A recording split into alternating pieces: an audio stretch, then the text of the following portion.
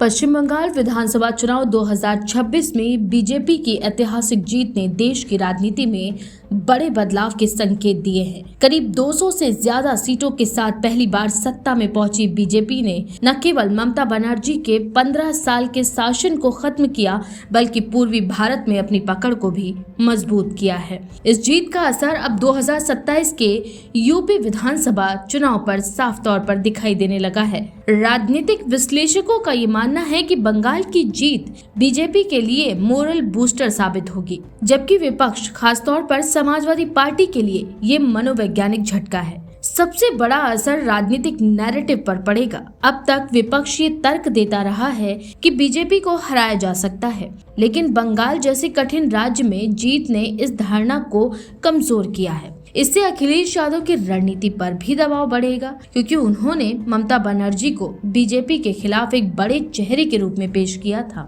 BJP के लिए जीत संगठनात्मक मॉडल का प्रमाण भी है। बूथ स्तर की रणनीति, महिला और युवा वोटर्स पर फोकस और विकास के साथ कल्याणकारी योजनाओं का मिश्रण, ये सभी कारक अब यूपी में और भी आक्रामक तरीके से लागू किए जा सकते हैं। उत्तर प्रदेश में इसका सीधा असर चुनावी मनोबल पर दिखेगा।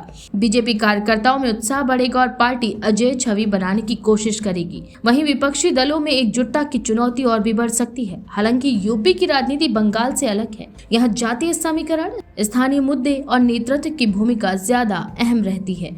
इसीलिए बंगाल की जीत बीजेपी को बढ़त जरूर देती है, लेकिन 2027 का मुकाबला पूरी तरह इसी पर निर्भर नहीं होगा। कुल मिलाकर बंगाल की जीत ने यूपी चुनाव से पहले राजनीतिक माहौल बदल दिया है।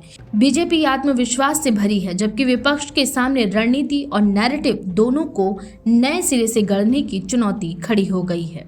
इस बारे में आपका क्या विचार है? अपनी राय कमेंट सेक्शन में जरूर लिखें। ऐसी और भी खबरों के लिए देखते रहें भारत 19 एक्सप्रेस।